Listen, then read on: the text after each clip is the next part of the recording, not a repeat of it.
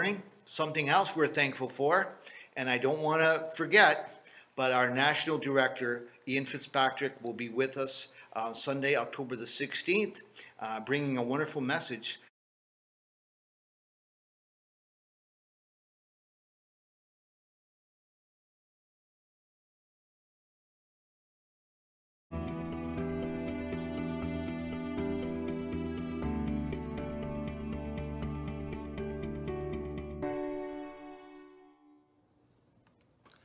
Well, greetings to you this Sunday morning. It's the 21st of August, 2022, and I trust that you are doing well. The last couple of weeks afforded us as a family the opportunity to spend a lot of time at the beach. The beach in question was a Spanish beach on the Costa Blanca, a place that we go to as often as we possibly can, and we enjoyed 12 days of getting up in the morning, having a nice breakfast at the hotel, going to the beach and staying there most of the day, returning to the hotel room late afternoon, and then getting ready to go out in the evening. The beach combined with the hot Costa Blanca sun made this a marriage made in heaven. It was a great vacation.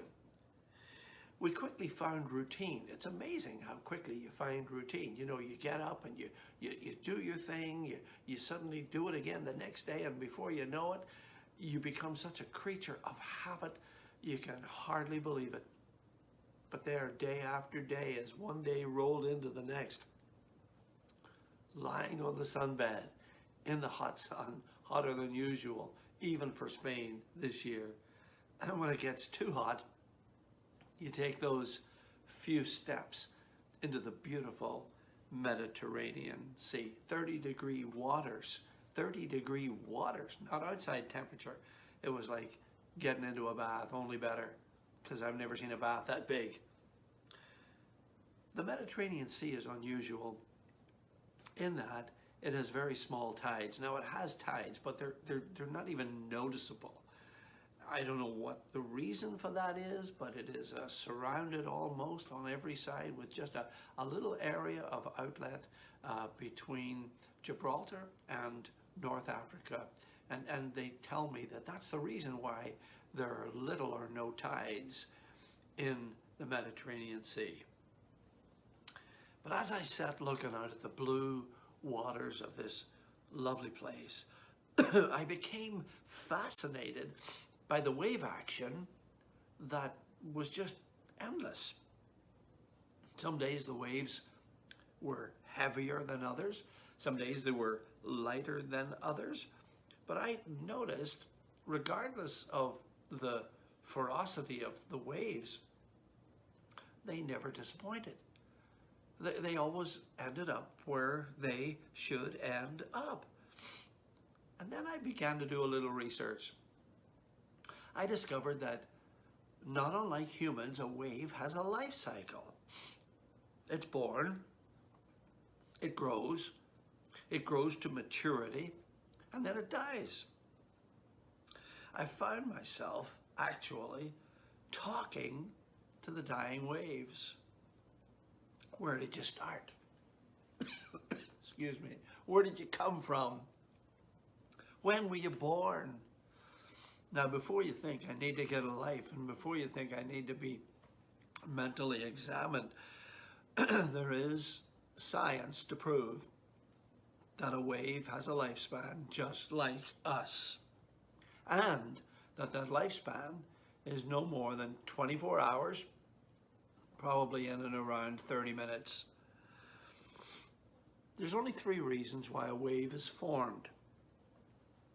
A wave is formed by wind, it is formed by seismic activity, and when that happens you don't want to be around, and it's formed by the gravitational pull of the moon and the sun. Now, I had nothing else to do, really, and so as I was talking to these dying waves, you know, I was almost thanking them for what they had afforded, not only me, but the tens of thousands of people on the beach. They'd given us the opportunity to swim there. They'd given us the opportunity to enjoy the rise of the heavy swell and drop you down into the trough. They enjoyed us the opportunity to just bask when it wasn't that rough. They gave us the opportunity to just lie there being cooled and sunbaked at the same time. Sometimes they took us by surprise when you get a rogue wave coming in and it knocks you flat on your face into the seabed and you emerge without your sunglasses, and then you spend the next 3 days in futility trying to find them. Of course, I never did. And that was happening all the way around the Mediterranean basin. The same activity was happening on the other side, North Africa, and to my left, the Middle East, and to if I were to look over my shoulder, up towards the coast of France. It was happening everywhere along the 28,600 miles of Mediterranean coastline. Now, this is more than a factoid moment. It's got to be more than a Fitzpatrick travelogue. It really talks about destiny and purpose. Not to take any wave for granted, and certainly not considering any wave insignificant. The founder of a magazine called Surfer Today is Louis Pinto, and he wrote an ode to the ocean wave. And this is part of what he declares in that ode. He said, a wave's mission is to travel and change the space where it moves, from birth to death. And just because a wave crashes and disappears, it doesn't mean that it doesn't have a purpose. Waves are like traveling souls that never give up until they fulfill their ultimate dream. A wave has no boundaries and sees no nations and sees no latitudes. Its destiny is to meet a coastline. Its destiny is to meet a coastline. And where I was sitting, that's exactly what it was doing. It was meeting the coastline of southern Spain.